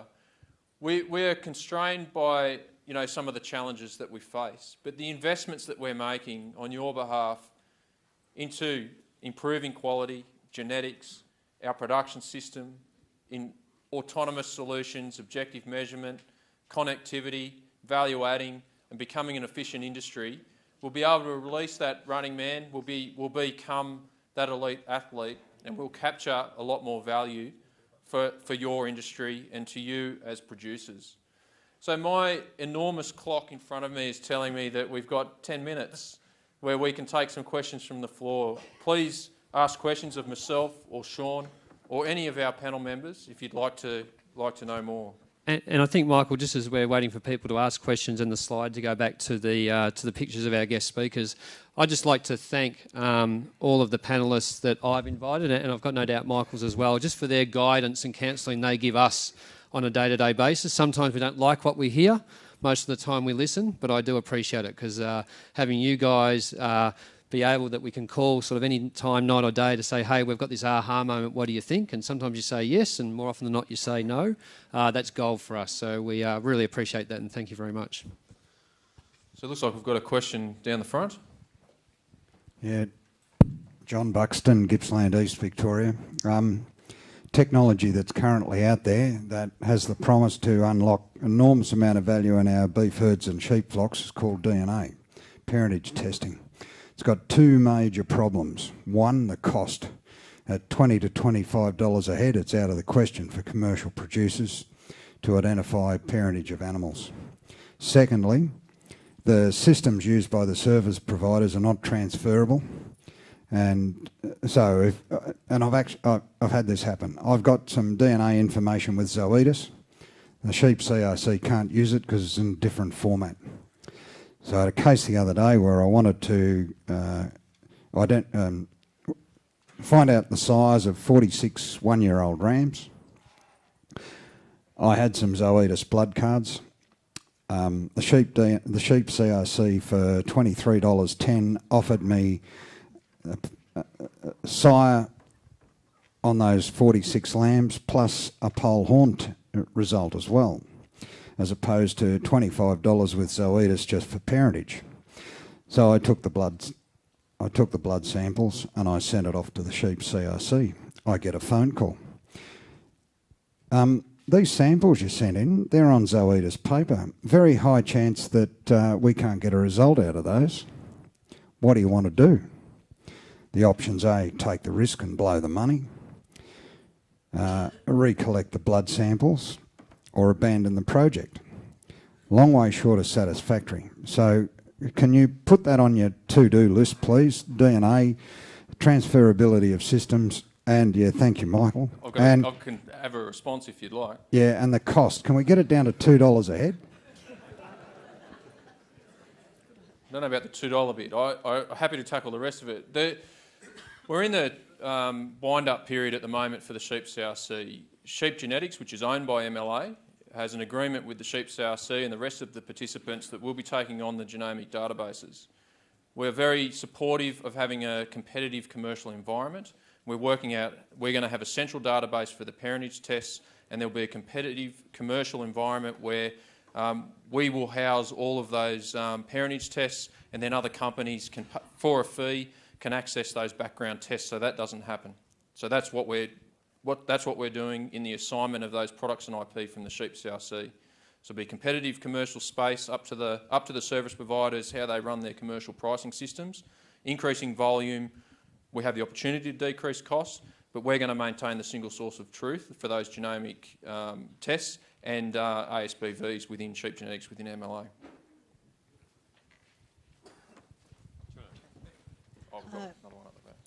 I'm Claire McMahon, and I'm a small beef producer, which down on the far south coast we all are. I come from a little place called Kaya. I'm too far away from an abattoir to qualify for the MSA, so there's no way I can follow my beast. Once the pick number is transferred to another buyer, well, I've lost control. All I can do with my animals is breed for temperament and make sure they're quiet and all the rest of it and hope they kill well. My question is to you, Michael. At the Alice Spring ones, I asked you about breed because I'm Pole Hereford and everything else is black. What are the chances of the pH being taken of a live animal that I could do that before it leaves my farm or cull along the way if they're not meeting the standard? Yeah, thanks for the question. I guess there's a couple of components that you've raised there. Jason Tromp was asking me how we're going to get Hereford cattle represented in the conversation. So there you go, you've done that. So well done. Look, what we're looking to do on farm was that research that I showed you before was we can't measure pH because the pH we take, and that's important for the consumer, is ultimate pH. The animal has to go through rigor mortis, and that has to be an ultimate pH measure. What we're trying to do is predict which animals are going to cut dark. And if we can come up with those technologies, a simple camera system that measures the temperature of the eye, which isn't affected by ambient temperature, and if we had a flight speed recorder, that simple technology that you can hang off your crush when you're weighing those animals, seeing if they're ready to market, and collect that additional information. If we can identify those animals at that point, that's when we can manage them differently. I think your question around the flow of data is a really important one. Livestock Data Link are working on being able to get carcass data back to the breeder of those animals. We are bound by privacy laws within the NLIS system about how data can transfer, but that is a an absolute critical component for our industry to have a seamless transfer of information. We're actively working on that in our digital value chain strategy. So, we haven't solved it all, but we can get data, carcass data, back to the breeder through the Livestock Data Link project. Yeah, hi Michael and Sean. Thanks so much for a wonderfully organised session. I'm Hayley McMillan from the University of Queensland. In reading the blurb for this session, the thing that I was really keen to hear about was the scrapping of some meat quality sanctions surrounding tropical breeds. Can you discuss that and just give us an idea of how it might affect profitability for northern producers? Yeah, and These 3 questions are great. Keep adding them. These are the questions we want. some of the commercial operators might want to comment on this. So I'll get the clarification here. This is around the next version of the MSA model, where we can move away from animals having to be declared on the percentage of tropical breed content. When we measure hump height, as we do on every single carcass, that's a way of us making an assessment, an objective measure to say, is that declaration correct? So what the model does currently is it says, based on that hump height and that carcass weight, what percentage band of tropical breed content is that carcass? What we're moving to is going to hump height only. So the hump height will be a direct input into the model, and over time, over those 1 million individual samples of beef that have been eaten, we've had tropical breed content on every single one of them. We now know that the phenotypic expression of tropical breed content is directly correlated to eating quality. So hump height will be a direct input into the model. Can I just ask, you've got 8 industry leaders up here on the stage with us. You guys can pepper Michael and I, and I'm happy for you to keep doing it any day of the week. You've probably got our emails and mobiles, but you've got 8 industry leaders up here that have shared some time with you today. Has anyone got a question for one of them? Malcolm Cater, Warren, I want to know if any of you people have thought on the stage about the sustainability of the lamb market if we cannot grow our merino ewe numbers. It's nothing, whatever you've talked about, congratulations, wonderful talks we've had this morning. But if we can't keep the merino ewe numbers in this country, and I cannot tell you, one of you people will know how many lambs that go through the system or mutton sold are a derivative of a merino ewe. And I think that we're in a dire state in this country of probably being below 60 million sheep, of which half of those are merinos and falling. Anyone on the panel can answer it. Sally's a merino. Merino Link might have the solution. I'll give it a go. This is my perspective. You can make a lot of money out of merinos, but there's ones that you'll go broke with, and there's ones you'll make a heap of money.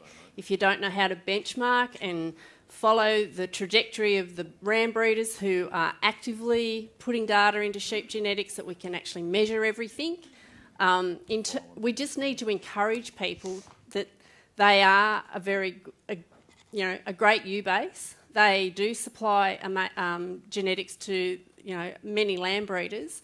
We need to engage with the other commercial breeders to keep measuring the meat eating quality. The genomics is a great avenue for that. It's the whole system. I don't know how we can.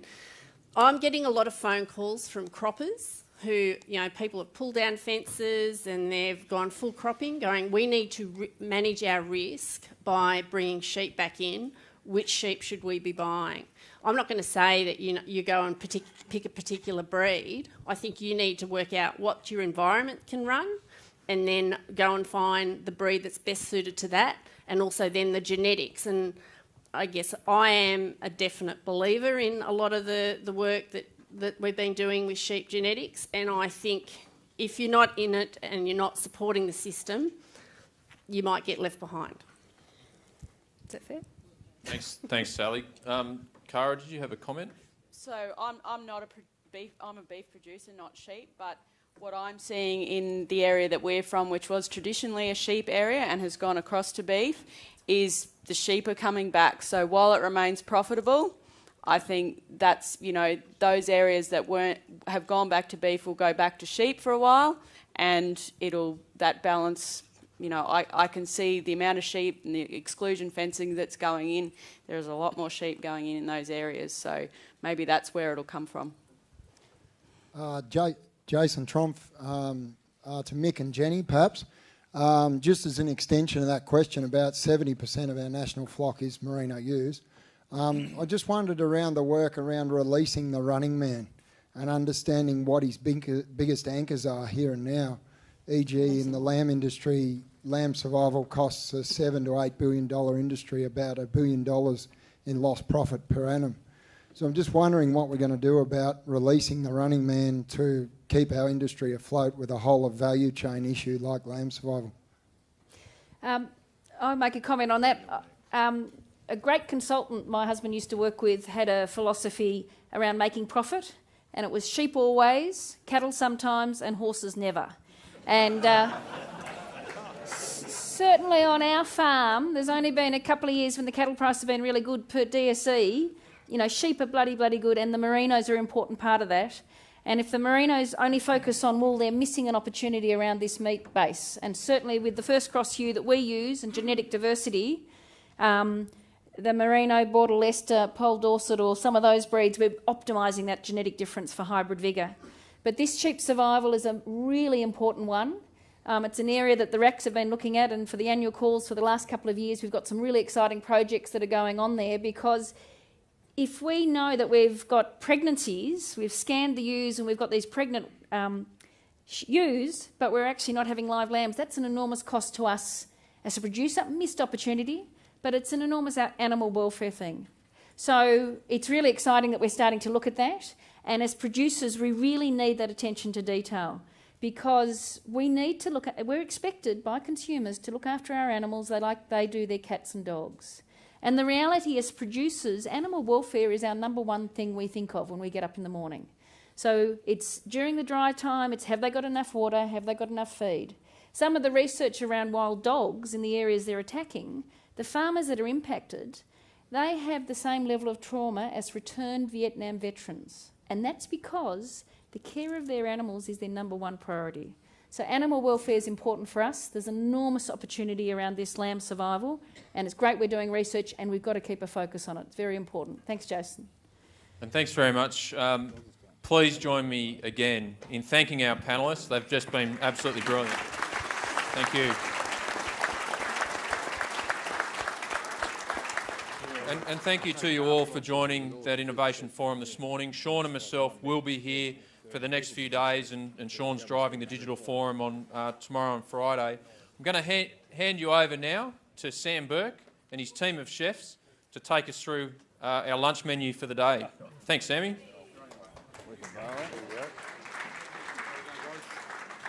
Good on you, mate. Thank you.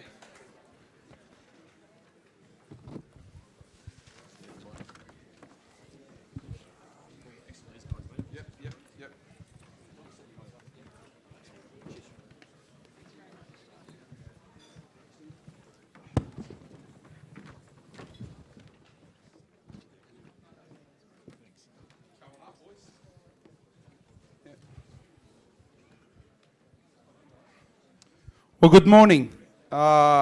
Great to see you all again. How's the session been? Yep, very educational.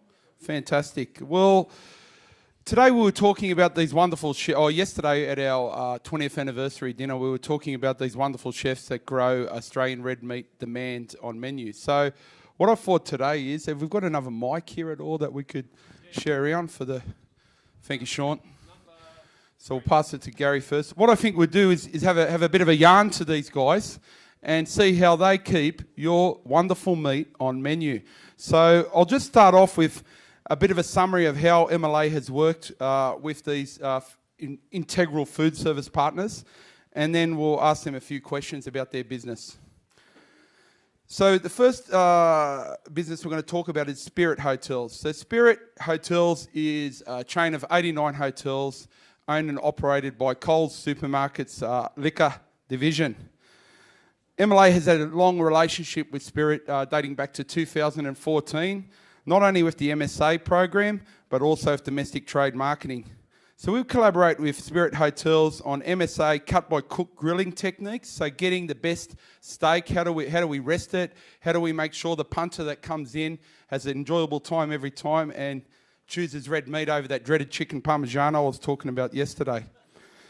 We hold masterclasses biannually with Chef Gary, and what we do is we bring in all their top chefs from their tier 1 accounts, and we bring them into the kitchen and we show them not only steaks, but slow roasts, tacos, hot in the hand sandwich solutions, funky salads, all different types, fine dining options, all different types of Australian red meat that can be enjoyed and have successful promotion throughout his business. Some of the successes in FY 17 and 18 included an Australian lamb barbecue feast delivered over Australia Day weekend in January, which was delivered to 1,500 diners across Australia Day weekend in Queensland alone, backing off, so it's a bit of an Australian lamb mixed grill, so to speak.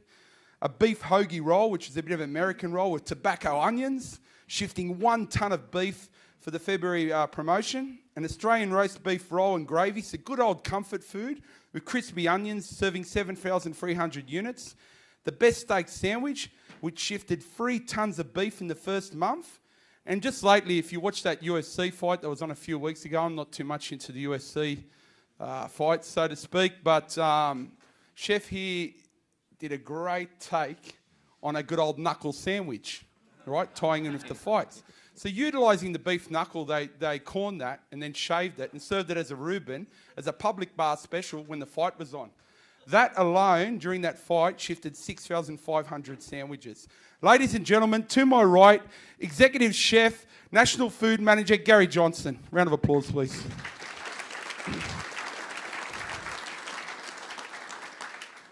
So, Gary, just a few things, mate. You've worked at MLA for a while now. What are your customers and consumers after with red meat on menu?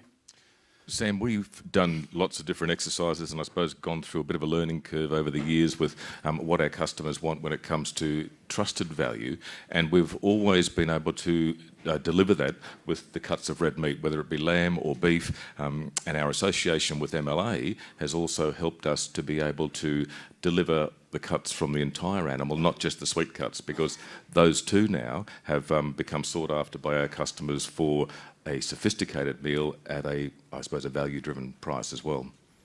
So another thing, how important is Australian red meat on menu in your pubs and hotels across Adelaide and general Queensland, so to speak? Well, one thing we've got to be pretty good at the pubs is cooking steaks. So we kind of hang our hat on that, so to speak. But we need to be synonymous with a guarantee of consistency each and every time as well, if we're going to be able to not only build but also retain our customer base. So we're very dependent on what the producers can deliver for us as far as that consistency is concerned. So that in itself gives us the trusted value that our customers come back to us for each and every time. I guess that's where MSA ties in with your business, wanting to have a consistent stake on that time and time again so you can get that repeat business. Ladies and gentlemen, I'm going to move on to our next panellist now, Gary Johnson. He's going to be out there talking to all of you straight after this. Thank you very much.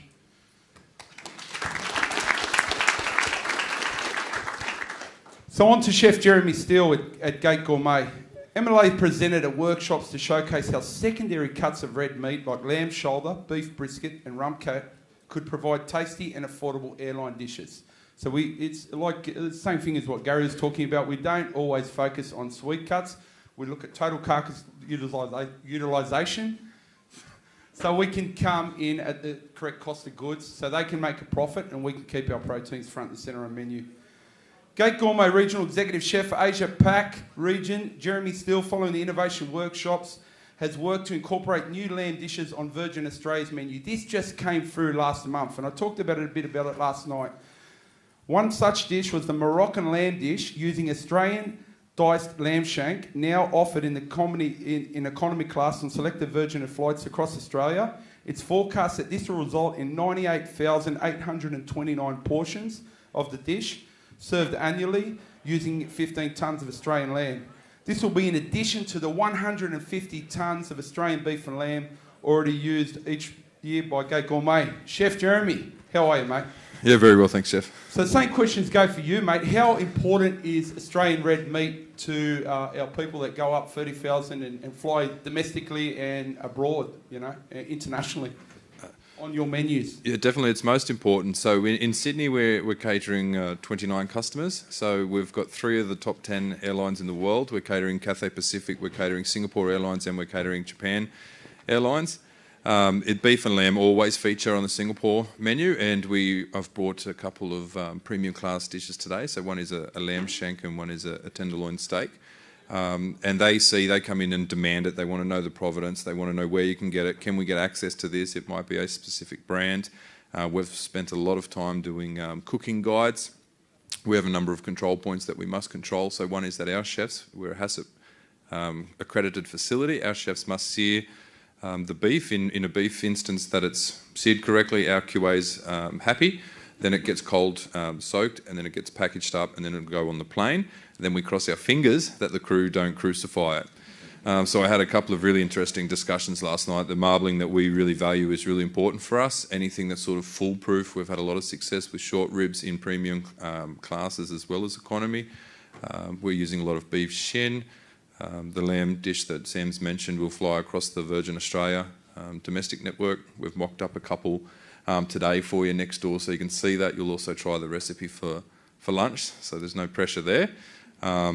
And it's something that we see that adding value. We fly a lamb shank dish out of Melbourne to Santiago in Chile for LATAM Airlines, and they're extremely proud of it. And so it's a 5 by 5 centimetre dice with roast sweet potato and a couple of snow peas and some caramelised onion. So they're sort of going away from these wet dishes, typical stews and braised dishes. They'd like to see something else.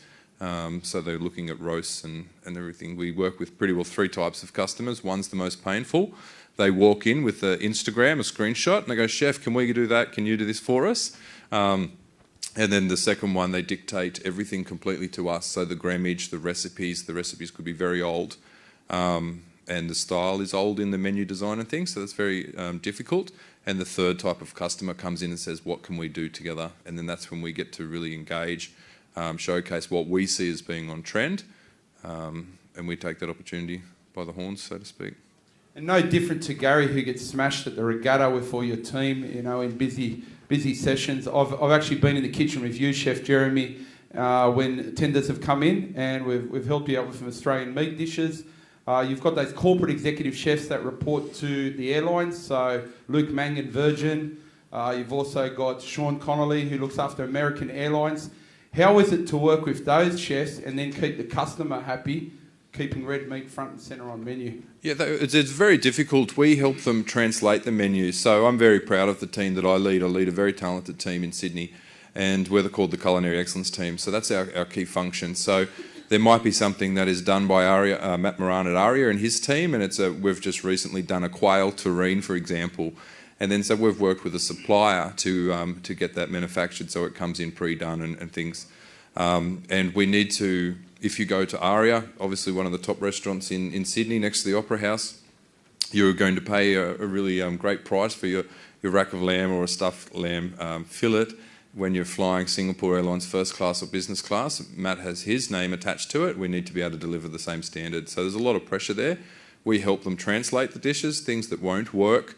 We work through together, we workshop. And for me, I'm really interested to see recently we've had a lot of success. We've flown 2 lamb mince dishes on business class for Virgin Australia. So one was a moussaka, and the current one is a take on a pie. So it's a braised lamb mince, then topped with sweet potato mash, and then a melted feta cheese on top, and then fresh herbs. So it's something that doesn't appeal as a 5-star appearance, but I can tell you it's incredibly tasty, and the passengers are just absolutely loving it. And so we see that you would rather have something like that on board than maybe a lamb rack that is quite difficult to eat. And it's very interesting, and so we're really excited about the job that we're doing, and we're definitely going in the right direction, I can say that. Just finally, mate, we've talked a bit about the lamb success. I also been in your kitchen, seen quite a lot of beef on menu. Talk to me about where beef fits in, especially in economy and business class. Yeah, everywhere. So I think our the most important thing is provenance. So if you can list a brand, you can list a region on your menu. We assist the customers with that. Okay, so we do provide that information to them where our beef and lamb is sourced, and they can call it out on their menu. They see that as really value adding, and that's exciting in that space. But we're using a lot of dice beast in economy. So we spoke about that last night on our table. We're tumbling the beef in-house. We're going to meet up after this with Rod and look at how we can pursue the MSA grading of the, I guess, lower quality or low value cuts so that we can still deliver to our customers in that space. Because for us, it was something, if we make a stroganoff and we're tasting it, we're constantly doing taste panels, we say, oh, it's really beautiful. The next person says, oh, I've got a really tough piece. So we want to see if we can eliminate that in the economy space and have really consistent product across those wet dishes and things. We're also using a lot of beef. We've seen it come back.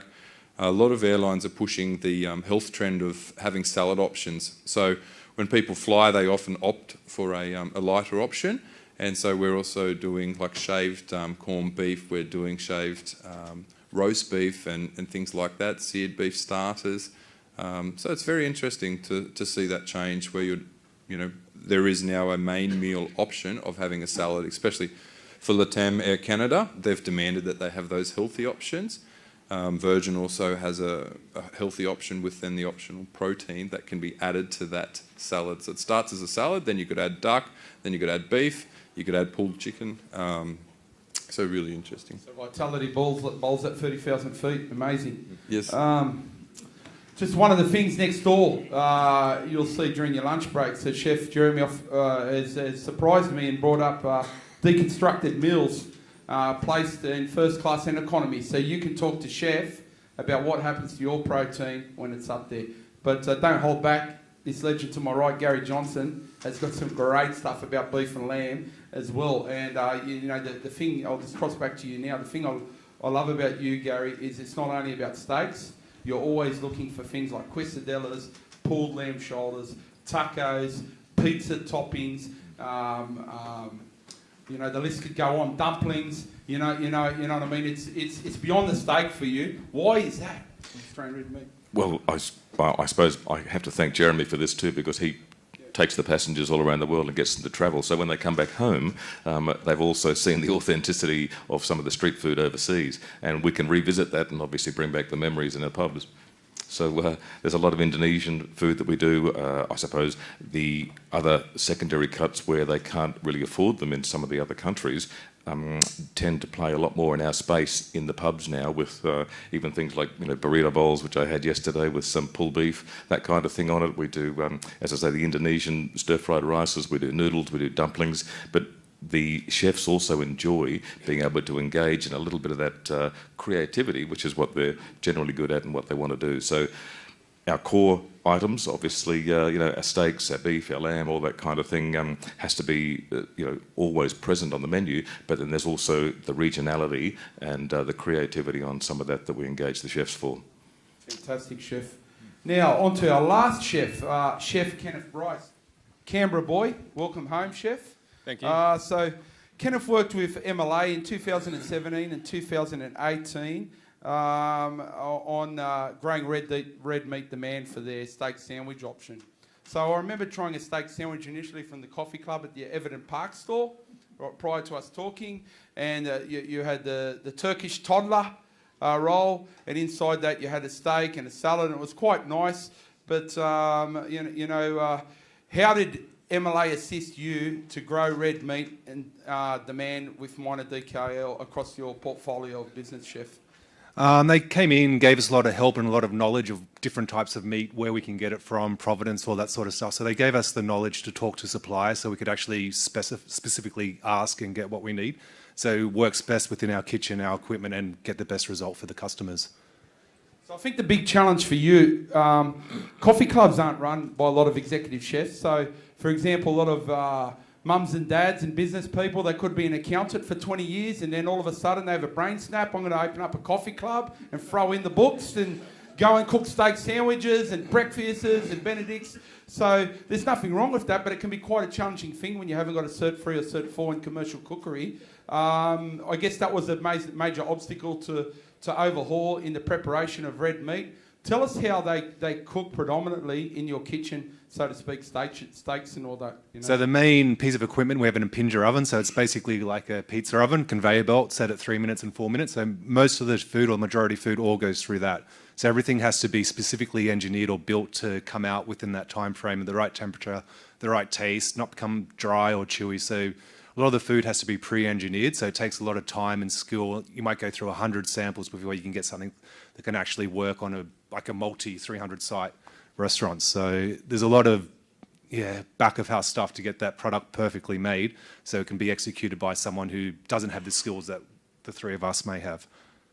And it's just as you can appreciate, Chef, there's a lot of costs to going in starting the business, no different to agribusiness. You know, you've got your rent, you've got your overheads, you've got your cost of goods, which is your foods, and you've got to get those people in the door day in and day out. So the way I guess MLA had success with you is we all know that they serve a cracking sourdough and eggs Benedict at breakfast. So why not utilise that sourdough in the steak sandwich at lunch? Therefore, you're cutting your cost of goods down and you don't have to get that additional Turkish toddler roll in, right? And you can spend a bit more on other ingredients. We know that they have beautiful avocado in the morning for their breakfast smash. So why not put an avocado on the steak sandwiches? So it's utilising that existing pantry list to keep the cost of goods in line, and then gives us a bit more movement to get our red meat protein, upon that menu. So, that's exactly what we did with those steak sandwiches, wasn't it, Chef? Yep.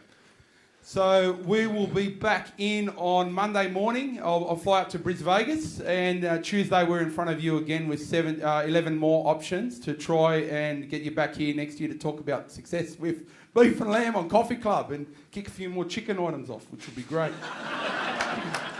So, ladies and gentlemen, there are our three chefs. I'll go onto our menu right now. A round of applause for Chef Gary Johnson, Regional Executive Chef Jeremy Still, Culinary Manager Ken Bryce, Red Meat Leaders in Food Service. Yep, go for it, Chef. I just wanted to take this opportunity to thank Chef Sam and MLA. We discussed it last night. I've had an amazing career and worked in the Middle East for 3 years, and MLA sponsored a cooking competition. I started in there with a Marriott Hotel. What's so important, we all know Chef Sam is a fantastic, passionate, professional chef. He's also a great mate, and so it's something that we are all sort of highly strung, and I hope I speak for everyone, but we have a lot of pressure in our environment. So being an executive chef is the third most stressful profession there is. Okay, so it's an air traffic controller, neurosurgeon, and an executive chef. So, and it's a fact. I'm sure everyone's starting to Google it already. And so it's really great. What happens is our industry in the airlines is really dynamic. We have a lot of customers, last minute requests. I have a chef today preparing first class menu for British Airways. Because I'm here, he's taken care of that. He will fly to Shanghai on Sunday and then replicate the same thing with the team in Shanghai on Tuesday, I think. So they're cooking and preparing it. I just wanted to highlight how we feel as a business and as a huge company. We have MLA in our corner. So whether it's Kelly Payne or it is Sam, we know the resources that are there. The marketing is the best there is in the market. It's just amazing that we can sit in an executive chef's forum, let's have a look at the steak cuts, what can we do with that, what we can do with that, and you just see the brain trust, all the lights turn on. And you just go, wow. And so I think the more that we share that with our customers, so it might be building into our presentations that a customer is coming half a day earlier or longer, let's do a workshop together and let's expose them to that. So you can be very proud of the job that MLA does. And I've always been a fan from the rare medium, is it the print? Yeah, for a long time, but very good quality. We're happy to leave it on the coffee table at work and share it with customers. The PDFs we can email out very easy, so it's very, very valuable. And I just wanted to highlight that we feel confident having MLA in our corner. Thank you, Chef. Thank you. Appreciate that. Everything that Jeremy said, fantastic, and I think I can only just reinforce what he did mention about Sam, is that the conduit and the association and relationship that we have with MLA is integral to our success as a business, and without it we would be behind the 8 ball and definitely fighting the competition. So we're ahead. You guys are all welcome back next year. All right, so what's on the menu for lunch? So I've timed this beautifully because it's just about 11:30 now. So we have, from Chef Jeremy Steele, the virgin dish. We have the braised lamb in dried fruits with harissa and couscous. So this pays homage to those 98,000 meals that'll fly. So you can try that right here today for your lunch. Over to Chef Ken. We're paying homage to your steak sandwich, mate. Definitely, looking forward to it. Yeah, so roasted sirloin beef burger with caramelised fried onions, baby cos lettuce, and béarnaise. So that pays homage to the work that MLA have worked with you in 2018. Gary Johnson, we're talking about September up in Cairns in Brisbane Vegas, one of your chefs. And we looked at the slow roasted lamb, shoulder, peas, mint, and Meredith goat curd. And I must say, we have partners too. We do work, it's important that MLA just, we are important, we are red meat, but in order to get in front of these guys, we link up with other food service providers like Unilever Food Solutions, several other companies that provide great condiments. So these guys are often busy. They don't have, or Fonterra Dairy that do your cheeses. So they want to see one turnkey solution. They want to see a 1 hour presentation and Simplot chips as well. They want to see us all come together and work on meal solutions for them, because they haven't got time to see an hour presentation from each organisation. So we work in tandem with those big frontline leaders to keep our product on menu. The beautiful thing about MLA is because we work for industry, we can there's no bias, right? So it's all about Australian beef and lamb and making sure that I don't see any of those New Zealand Angel Bay burgers on menu, right? So we then go down to the slow cooked beef short rib mayo bun with kimchi mayo and samjajang. So that pays tribute to Australia Week in China. I did in 2016, a little sandwich there. Roasted lamb rack with herbs, spice crust, black olive crumbs and eggplant caviar from myself as well. And for our goat fans, I love the goat, give goat a go. Braised goat meat with smoked chilli, black beans, guacamole and margarine. So that refers back to some goat work that I did earlier on the year, cooking goat in the backyard alongside what we'd rather do with a steak or a nice lamb chop. You can also do some brilliant stuff in pizza ovens and slow cooking and, showing the versatility of beautiful Australian goat. That concludes our presentation today. Thank you, Australian producers. You do a wonderful job. Let me tell you, I mean that from the bottom of my heart. These guys can't do what they do in the kitchen unless they have the product. You give the excellent product. Back the Australian producers. Enjoy your lunch today. It will be served over a 90-minute period. There'll be a bit of a bottleneck because that's just the way the place is designed. So please be patient. There's ample food. And if there isn't, you can come and tackle me later. But you all get fed, okay? And go around and have a look at Chef Jeremy's Virgin stand and see what and Singapore Airlines stand and all those other wonderful airlines that you create Australian lamb and beef for. Chef Gary was there. I was going to whack him in chef's hats, but they don't need chef's hats. You know what these guys look like, And Chef Ken, enjoy the afternoon. Thank you very much.